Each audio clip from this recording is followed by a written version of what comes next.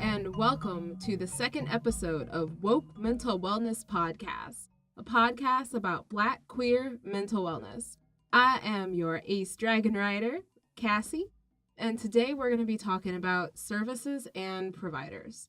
So everything from how do you find services, when do you seek out help, to if you're on the helping side of the coin, how to do that in a way that's not going to be traumatic or invalidating to the people that you're seeing.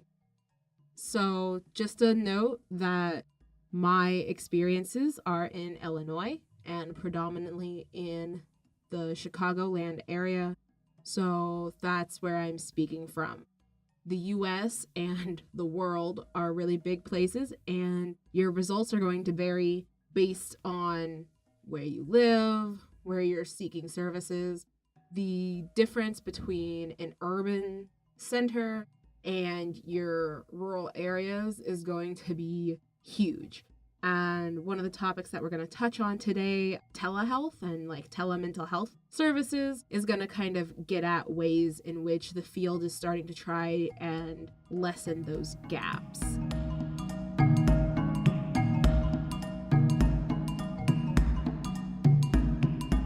So when we talk about getting help or seeking help, obviously we're talking about mental wellness, but there's a lot of different theories or different feelings about when do you need to get help versus when you might seek help. And then to complicate matters even further is when can you actually get help? Like when will it be paid for through insurance, whether that's Medicaid or Medicare or private insurance or state-run insurance, whatever you happen to have wherever you live. So let's start out with when might you start looking for a provider and maybe what kind of provider? Really, you can seek out services at any point in time because mental wellness is something that extends to all different facets of life. It's not just, do you have a mental illness? Check yes, check no. It's about how are you feeling? What are you needing to process? So a lot of times people assume that you only need services or you only need to get help when you're sick, if you're having, psychosis, if you're so depressed that you're not making it to work or you're not making it to class. But really, there's a lot of situations where it can be really, really helpful to be able to consult a therapist or a job coach or whatever other services you might want, whether it's spiritual and talking to a babalao or a minister or whatever religious counselor type fits your belief systems and structures.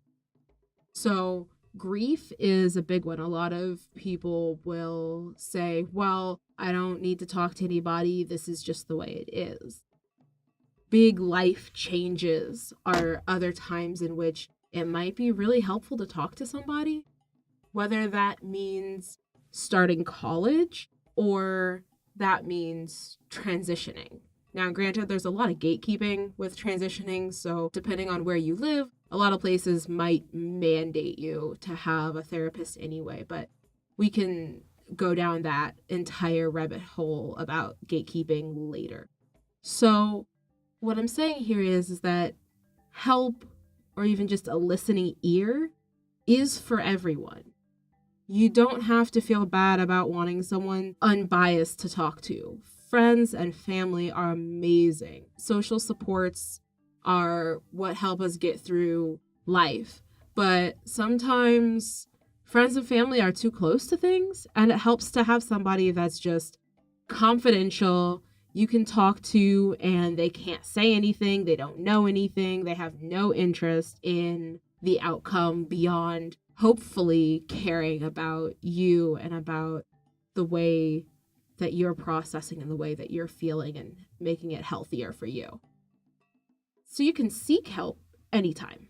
And a lot of times when we're talking about just looking for a provider to help you through that day-to-day struggle, those transition periods. We're talking about a therapist of some sort. We're talking about a mental health, mental wellness professional, possibly a religious professional, depending on your preferences. And so that person is more than likely not going to be someone that's going to prescribe you medications, probably once a week type services. We're not looking at hospitalization type things in that case. But when you can get help is where your mileage is going to really start to vary and where we get a lot of different hands in the pot. Because it's really nice to say that you can get help whenever you want, like you can seek help whenever you want, which is true, which should be true. But the reality of the world we live in, specifically if you're in the United States, is that gets really difficult when we start talking about insurances, particularly if you have an HMO, because they don't pay unless you can be diagnosed, unless there's a code or a reason. And while there are codes and reasons, such as life transitions, sometimes they'll still kick those back to providers and say, we're not paying for this. And that makes it really difficult. And that's assuming that you have insurance. Without insurance, things get really, really murky and dark because a lot of providers that are good with diversity, particularly with the queer community and queer communities of color, frequently take PPO insurances, which are the more free insurances. You can go anywhere you want. You don't need a referral necessarily. You can just say, hey, I want to see you. You're in my network. Cool. But they're more expensive, and that's not what many people have.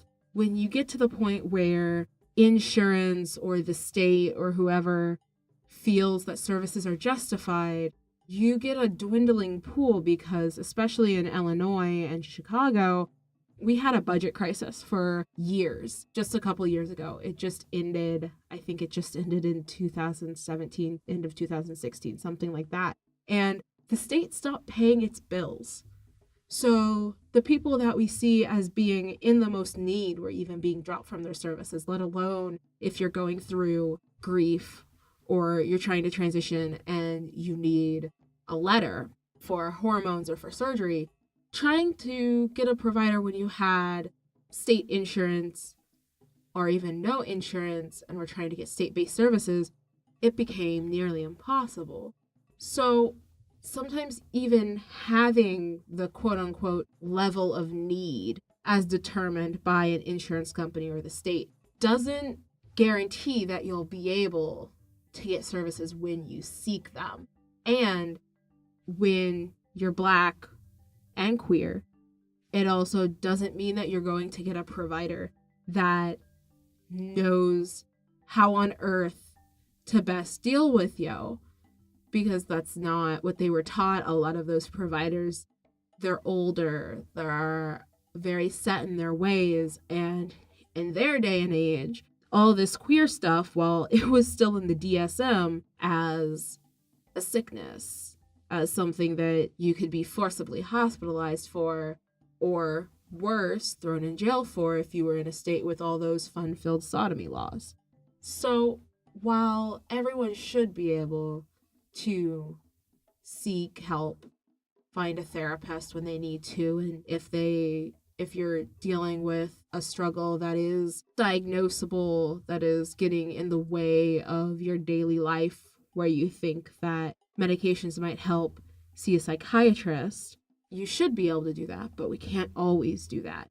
And when we do find providers, sometimes we don't find ones that are good. And this is another really big problem for Black queer people, because it's traumatizing to see somebody in a position of power that's supposed to be there to help you, and for them to say, your identity is a sickness, and to not listen to you on whatever level, whether it's them not believing the pain that you say you're experiencing, whether it's mental or physical, because providers frequently discount the amount of pain that Black people and that women report.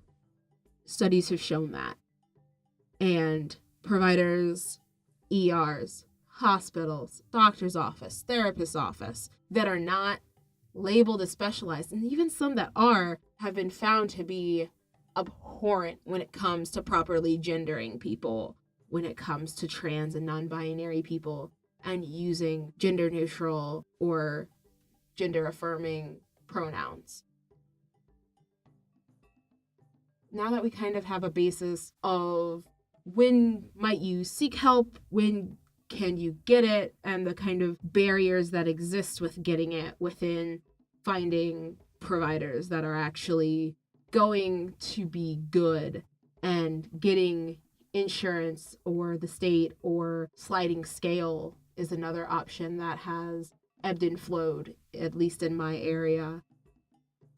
I want to talk about what to look for when you are looking for a provider. What do you want to look for when you're out there as a Black queer person looking for help? What are the important things?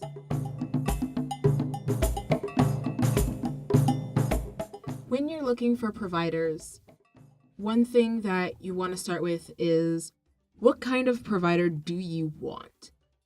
The big two categories, if we're talking about strictly mental wellness or commonly referred to mental health providers, is, do you want someone that can prescribe you meds, which is going to fall into psychiatry?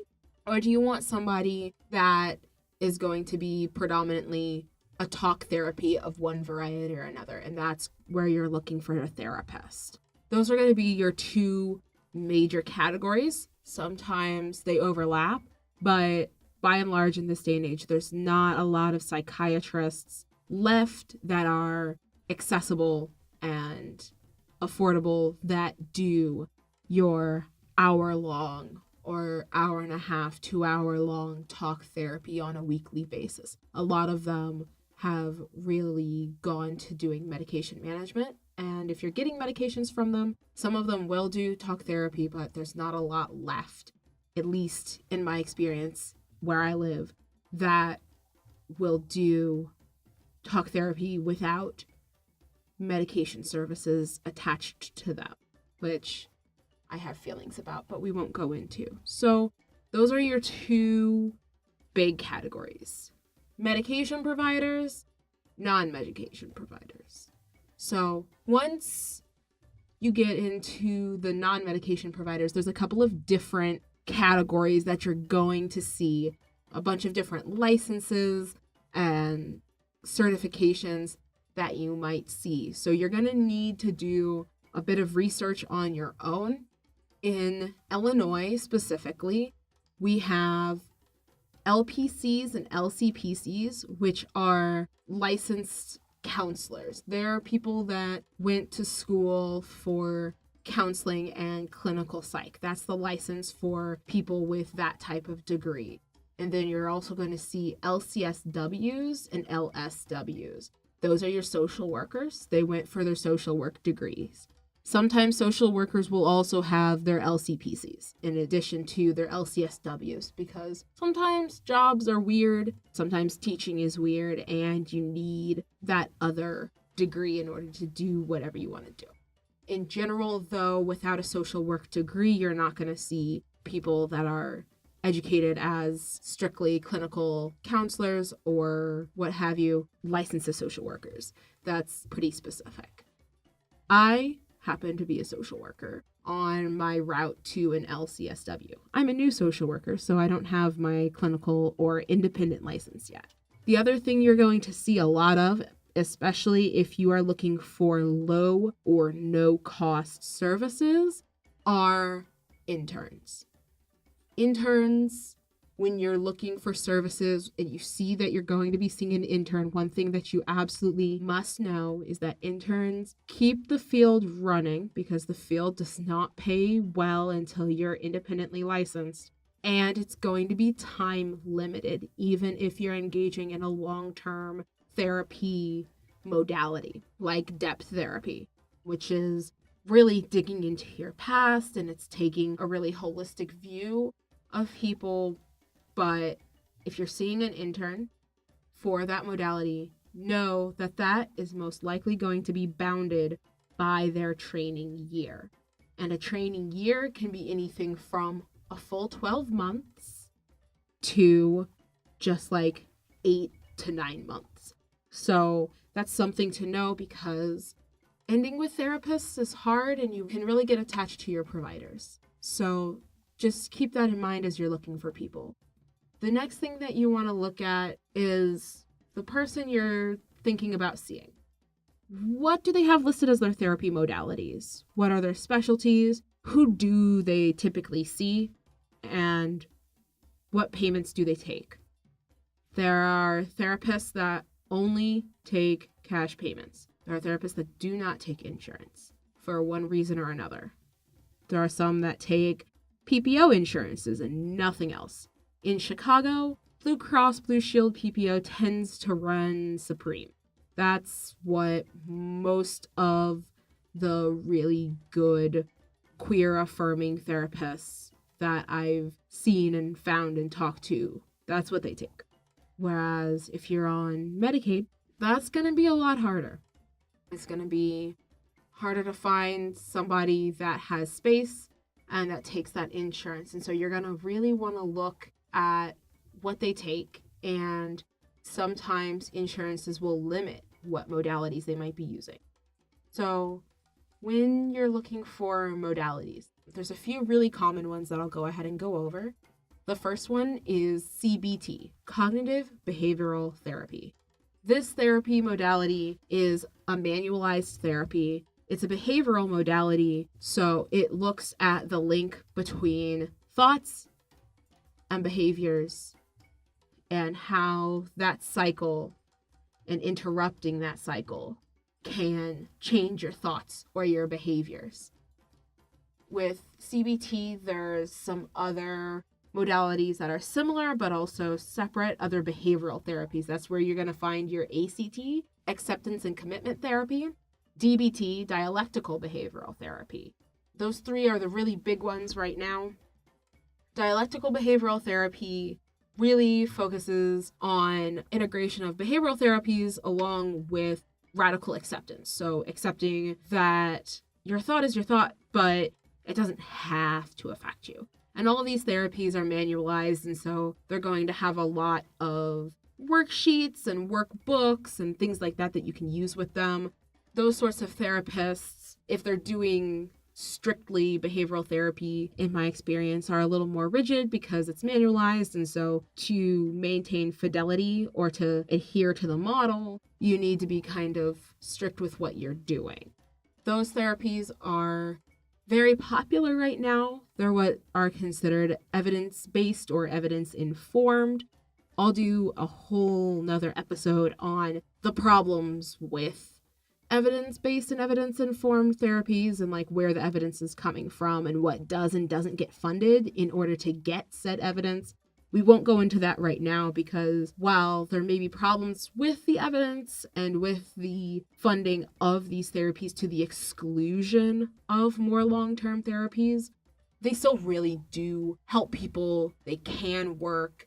They may not be, strictly speaking, well tested with our demographic, which is Black queer people, but they can still be really helpful. So it's not a reason necessarily not to look for them or not to go with a therapist that uses a modality like that. Other really common modalities you might see, you're seeing a lot of integrative or eclectic therapists out there now. These are therapists that might have one base belief or modality, but that are open to the integration of other modalities based on who they're seeing. This tends to be where I fall as a practitioner. I tend to like more depth-focused methods, but I also integrate manualized therapies for acute issues to make sure that we can get into the depth stuff without causing harm. And I could do a whole nother episode about that. But you're going to want to look for these things. You might see people saying that they're psychodynamic. This is something that gets a lot of mainstream kind of discussion because that's when we hear psychodynamic, that's when people start saying, wait, isn't that the thing Freud did? Like psychoanalysis, psychodynamic. Why would I go to someone like that? I understand that line of thinking, but also psychodynamic therapy isn't just Freud. There's a lot of psychodynamic theorists and therapists that do a lot of really great things with queer clients. In fact, one of the first counseling social work classes I took when I was an undergrad was psychodynamic practice with LGBTQ clients. And it was amazing because it's a depth modality that can really integrate a whole person when done well. Another thing that you might want to look for, depending on your preferences, you might want to look for a therapist of color. There's a lot of different things that you can and can't get from a therapist that is of a different racial, ethnic group than you. And so looking for a therapist that is Black, if you're a Black queer person, might be something you want to do. It might also not be something you want to do depending on what area you're in. I've had friends that have told me that some of the worst experiences that they had when they were looking for their therapist was, in fact, with other Black people because they ended up in offices that were heavily Christian. And so it was a traumatic and unaffirming experience for them. So when you're looking for a therapist, you want to look not only for insurance and modalities, but you also kind of want to look at the person. When you are looking for a therapist, think of it as a job interview. You are interviewing this person for a job. This person is being interviewed to be your therapist. So don't be afraid to ask questions. Don't be afraid to ask them, what is your experience with queer people? What is your experience with people of color? What is your experience with intersectionality? What modality do you ascribe to? If they don't have a specified modality, which I know a lot of us social workers, we kind of shy away from declaring a school of thought, but they should be able to tell you what belief they're practicing from. It might sound different across providers, but they should be able to give you an answer pretty readily. So make sure you're asking those questions and make sure you're getting up front other things like, how much do they charge? What happens if you need to miss a session?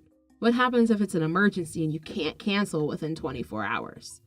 All of these things are good to ask and you want to know coming ahead of time in your intake appointments or your first appointment. Some places have separate intakes, some places don't. But nonetheless, you're interviewing this person. Even if you're going to an agency and you don't know who you're seeing until you see them for the first time, still the same thing. You want to make sure it's a good fit for you. This is somebody that, in the best circumstance, you would be kind of spilling your guts to, and no one's going to spill their guts to someone they're not comfortable with. It is also okay for you to take time to open up. Therapy does not have to be walk in the door, crumble to the floor crying, and spilling your entire life story in the first 5 minutes. It might take some time to warm up to this person, to get to know them, to interview them, so to speak, and figure out, are they the right fit for you? Are they going to understand your quirks? Are you kinky? Does this person know about kink? Are they going to freak out because you come in with a bruise on your arm one week? Are you thinking about transitioning and this person knows nothing about transitioning and you're going to end up being the educator? That's also probably not going to be helpful for you. So make sure that when you're looking for a therapist, above all, a good fit is key. A therapist that is not super knowledgeable, but is willing to do the work and do the research and is at the very least friendly for things like queerness, polyamory, kink, all those sorts of things that we consider outside the norm. If they're willing to do the work, that knowledge gap might not actually be a problem. So just keep that in mind as you're looking for someone. I know that was a lot all at once, but there is a lot to consider when you're looking for a provider, and I'm sure I have missed so many different things. There are tons of articles out there about what to look for.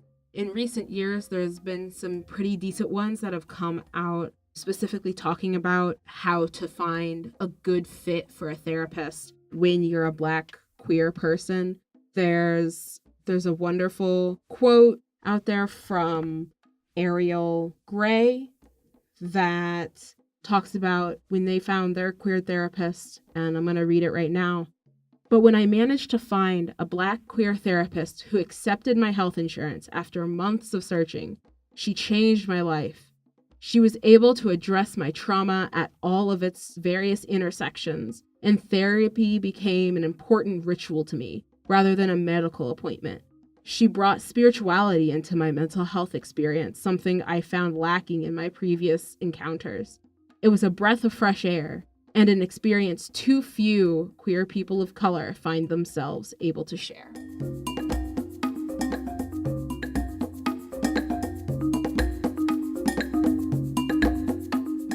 So our next section is going to be providers, people that are on the therapist side of the couch, and how we can do better.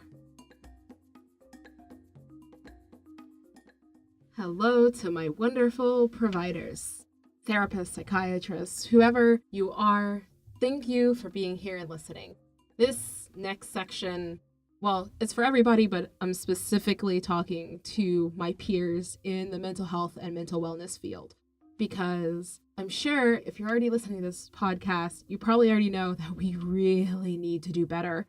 There's not enough mental health and wellness professionals that are adequately or properly trained to treat Black people, let alone Black queer people. So how do we do better? This section is specifically going to be talking about that, because it's not really an option. It's something that we all need to do better, because it's hard to find services. And even though a lot of times, if you're working at an agency or if you're just starting out, you're not getting paid well, we're all here, hopefully, because we care about people. So taking that caring about people and really centering that is the first part of doing better. This job is exhausting, emotionally and physically, mentally and spiritually. This job can be exhausting. Seeing people for 8, 10, 12 hours a day who are struggling on various levels, whether you're providing community mental health direct services through one of the big Medicaid providers, or you're doing private practice, weekly therapy. Doesn't matter where you're at. Queer people are around you. Queer people are trying to get services, possibly through you. I was at a meeting with psychologists. I tried to talk to this woman who her specialty was youth. I tried to talk to her about where's the emphasis on Black queerness, on understanding Black queer people. And what she said to me was really distressing to me at the time, because she said, well, honey, I see the youth. That's why we need you, because we can't all do everything. Youth can and are queer. Being better as providers means acknowledging the fact that just because you have a specific demographic does not mean that you are excluded from seeing queer people in your practice. And if you think that you are already alienating and possibly traumatizing some of your clients. It does not matter whether you are seeing youth or whether you're a geriatric specialist. People are people. Sexuality is a thing. Gender is a thing. And people just want to be able to live their lives. And as a therapist or provider or worker, whatever you want to call yourself, services include case management, they include therapy, they include all kinds of things. And that means that you have to be knowledgeable. You have to have at least a baseline understanding of sexuality, gender, trauma, race. All of these things are not things that, ethically speaking, at least coming from a social work perspective, ethically speaking, you can isolate yourself from. Because that's not supposed to be what we're here for. Educating yourself, going to trainings that aren't just your diversity training, cultural humility trainings. Not just those, but like going to trainings that are provided and taught by Black people, queer people, Latinx people, just people of all different viewpoints is part of how we do better. There are too many times that I have gone to a class or a training on cultural humility or diversity or talking about work with queer populations or populations of color, and the trainer does not identify as any of those populations. This goes with disability too. It is a radically different experience to go to a training about working with people with various disabilities, let's say autism, that is taught by someone who identifies or who's been diagnosed as part of the autism spectrum versus someone who's neurotypical. And the same goes with trainings on Black queerness or Black queer mental wellness and how to deal with Black or African American populations taught by someone who does not identify as Black or African American. So make sure when you're choosing your trainings, as you're trying to learn and trying to do better, make sure you're paying attention to who's teaching it. Have you gone to a training and then gone to 3 more and it's all taught by the same person? It might be time to get a new perspective, even if you like that trainer. I know good trainers can be hard to find, but it's good to also go to crappy trainings, because then you know what crappy trainings look like. And you can help improve them by saying, hey, this really didn't meet my expectations. Here's what I would have liked to have seen. Make sure that you're doing these things on a continuous basis. Not just for the CEUs, not just to keep your license, but like an active interest. If you find yourself tired and not caring, that's when it's time to take a break. We talk all the time about self-care to our clients and to our members.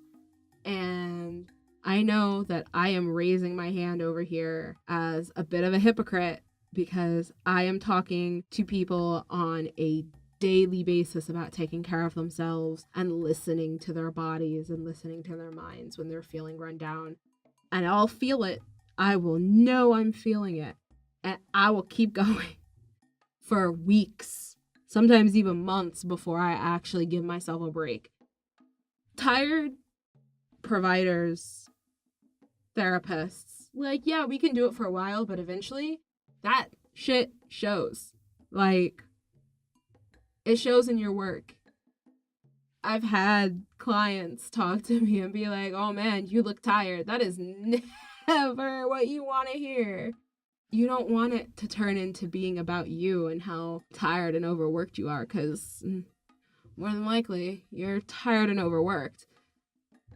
So it's also part of being better and being better for specific populations or any population is taking that time out.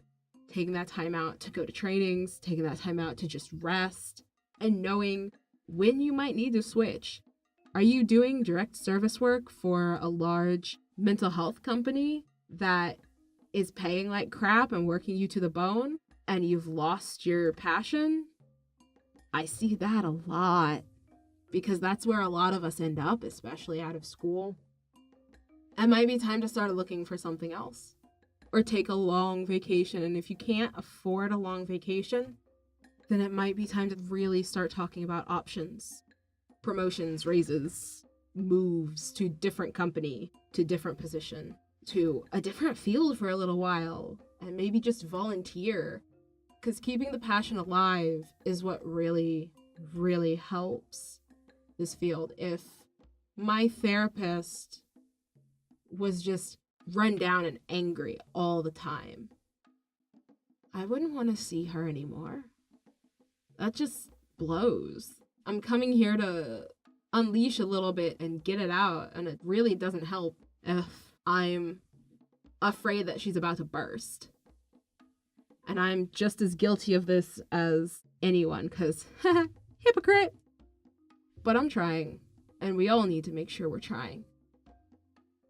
Additionally, we have to talk to each other, and we have to be more honest with our colleagues. If your supervisor is homophobic, you should probably say something. It's scary and intimidating because they're your supervisor, but also, like, if they're seeing clients too, and that means somebody is getting the shit end of the stick. If they're seeing someone closeted, that's somebody who is getting week after week, day after day, depending what level of care they're at, is getting the message, who you are is not okay. Whether that therapist knows what they're doing or not. That's what's happening. We have to call in. Not call out. We don't want to just say, oh, F you. Well, there might be cases where we might need to do that, but in general, we want to call them into a conversation about, hey, we're all here to help, and what you're doing is jacked up, and it's not helping people. We all have to be able to do that. It should not be on our clients to have to out who the crap therapists are.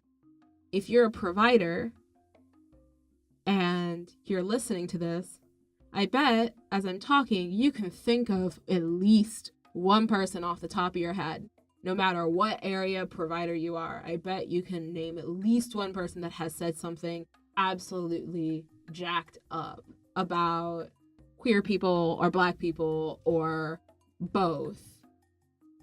Did you say something to them? If not, maybe do that. Maybe say something to them, because as a client, one, that's not supposed to be your job, and two, that's really hard to do. This person that you've heard your heart out to says something transphobic, and all of a sudden, what?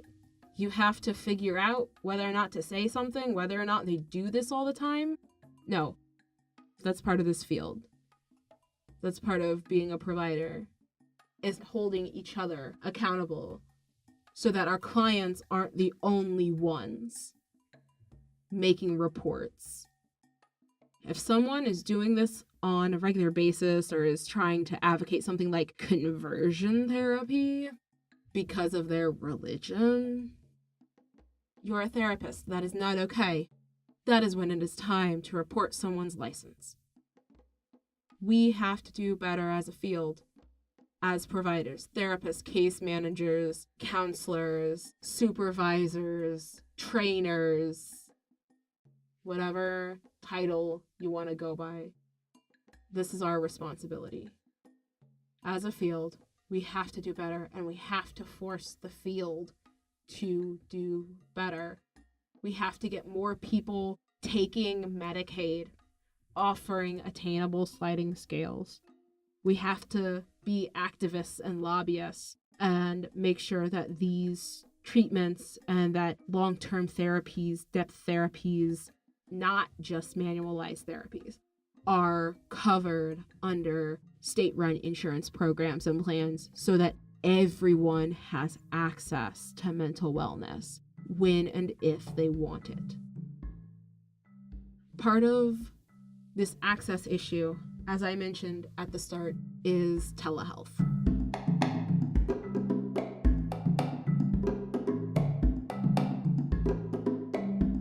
telehealth is a newer field of really many different areas of health, but particularly with mental health and wellness. Telehealth is starting to help bring services to rural areas and to people that might not be able to leave their homes for whatever reason. Part of the struggle with telehealth is that it frequently does require an internet connection, which, believe it or not, is not easy for everyone. But right now, through telehealth, we're able to start having websites and companies that are offering specifically queer affirming services anywhere around the country. Where if you are living in the middle of nowhere and you cannot find a therapist, which happens, unfortunately, then you would be able to, with an internet connection, go online and have therapy appointments on your computer with like Skype or Google Chats or whatever kind of video conferencing that you would like to. And the cool thing with this is that so far the research is showing that telehealth is about as effective as in-person therapies. So that's increasing the access to affirming therapists to people all over the place.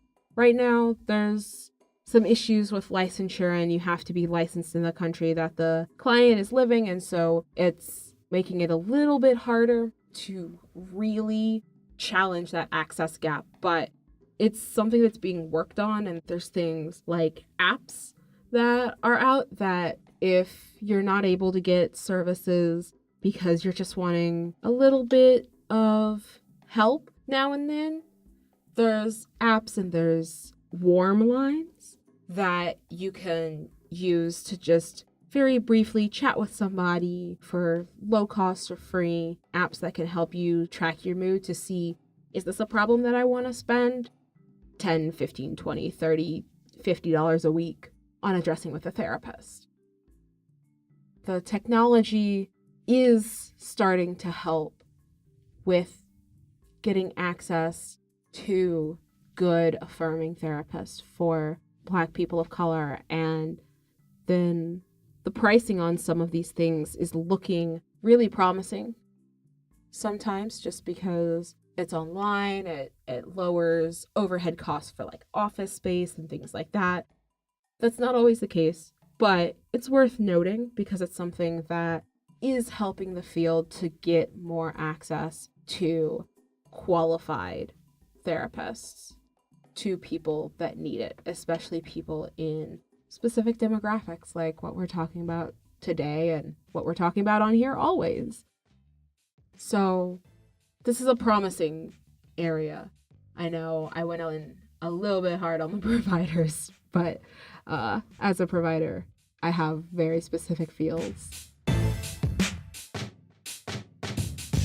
This kind of brings us to the end of today's episode. So thank you for listening and making it to this point.